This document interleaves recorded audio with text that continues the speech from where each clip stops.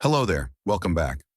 Every year, thousands of international students move to the UK for higher education, but not all courses are created equal. In this video, we'll uncover the worst courses to study in the UK. As an international student, why they may not be worth it and what challenges you could face if you choose the wrong course. If you're new, I'm Dr. Yankee from London Mail. Let's dive in. The UK is home to nearly 605,000 international students, making it one of the most popular student destinations globally. Now, studying in the UK has a lot of perks, but something to keep in mind is that studying in the UK is no small investment. On an average, international students pay between £10,000 and £38,000 per year, depending on the course and the university. Add another £12,000 to £15,000 annually for accommodation, food, and other essentials. So if you don't plan on working in the UK after this, the challenges are fewer. But like the vast majority, if the plan is to get a job in the UK, the decisions you make can be the difference between a wonderful life here and thousands of pounds in debt. Now, speaking of picking wrongly, most students in the UK end up spending a lot more than they had budgeted for, simply because they picked the wrong student accommodation. Accommodation in the UK can be one of your biggest expenses. So picking wisely is really important, and that's why I recommend Destiny.com Student Housing. It's got housing at all price points, and more importantly, they've got accommodation close to universities so you don't pay too much for transport to get there. Plus, many rooms have free cancellation, so if you don't get your student visa, you don't have to pay. And yet others don't require you to have a local UK guarantor. So they take all of the boxes, and if you'd like more information on this, I've listed the link in the description below. So please use that link and go check their rooms up. And suddenly, one of the biggest decisions of your life becomes one of the worst. So it's very important that you plan carefully. Most people jump at the opportunity to study in the UK, assuming they land a job. Fewer still get jobs at the end of their courses, and there are many reasons for that. The first one is picking the wrong university. Some universities are just not that great. The faculty's average, the modules are outdated, and they're not hotspots for recruiters. So paying thousands of pounds to study there is the equivalent of studying back home in your home country. At an average university or college, they're not going to do anything for your resume. The next point is focusing on the wrong things. When many students come to the UK, it's completely different from what they're used to. There's so much to do, so much to see. So naturally, university takes a back seat and grades suffer. And then there's the other scenario where students get so overwhelmed with their part-time jobs in the UK that they forget that they're here to study the missed classes, all for the part-time job. And in the end, they left with no degree, no job, and mounting debt. And then there's a third scenario, which leads to more students not having a job at the end of their course and their 2 years of stay here. And that's picking the wrong course.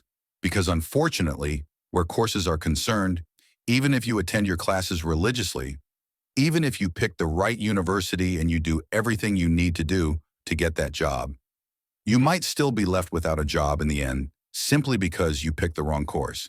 And that's because recruiters simply do not hire foreigners for those roles unless you are absolutely phenomenal. And let's be honest, most of us are not. So today we're breaking down the worst possible courses that you can pick in the UK, from the point of view of getting a job in the UK with sponsorship at the end of it, so that you can pick wisely. Now, at the top of the list, we have hospitality and tourism management. The average cost of studying is anywhere from $15,000 to $25,000 per year. And in terms of job prospects, you have entry-level jobs with salaries starting at $18,000 to $22,000 per year. While the UK is a global hub for tourism, the industry offers limited growth opportunities for graduates and often requires additional certifications to advance. Next up, this fashion design. The cost of studying is anywhere from $18,000 to $30,000 per year. In terms of job prospects, it's highly competitive with starting salaries of only $20,000 to $25,000 per year. Breaking into the UK fashion industry is very tough, and many graduates struggle to find stable, high-paying jobs. Next, you have media studies and film production. The cost of studying is between $16,000 and $28,000 per year. And in terms of job prospects, the challenge is that it is freelance heavy, with most roles offering less than $25,000 annually to start. The media industry in the UK is saturated, making it hard for graduates to secure consistent, well-paying work. And number 4, we have fine arts, which costs you anywhere from 15 to 25,000 per year. In terms of the job prospects like media, it's freelance or gig-based work with minimal starting salaries. Now, passion is essential for arts, but financial stability can be the biggest and most significant challenge for graduates. And number 5 is sports science, which costs anywhere from 14 to 22,000 pounds per year. In terms of job prospects, they're limited to niche roles with starting salaries of only 18 to 23,000 per year. So unless you're aiming for top-tier coaching or research positions, the field offers limited opportunities in the job market in the UK. So let's quickly talk about what you can do to make sure you're not one of the folks left unhappy at the end of your stint in the UK. Well, for starters, focus on courses with strong demand. We all know engineering, IT, and healthcare offer the most sponsored jobs in the UK, but if your line of study does not come under these divisions, you have 2 options. You either upscale and become extremely skilled at the line of work you're in to make yourself invaluable.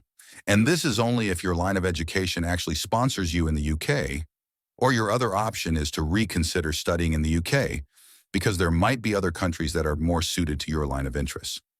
The next point speak to alumni.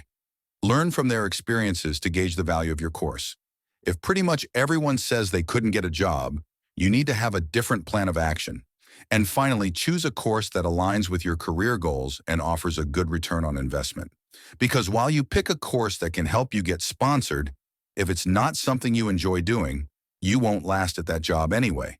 And you also need to get a job that pays well, because you'll probably have a huge student loan to pay off. So if you're going to earn 30,000 pounds for the next 10 years, it's not going to help much with paying off those loans and making savings. Now remember, studying in the UK is a huge commitment, so make sure your choice sets you up for success. I hope this video was helpful.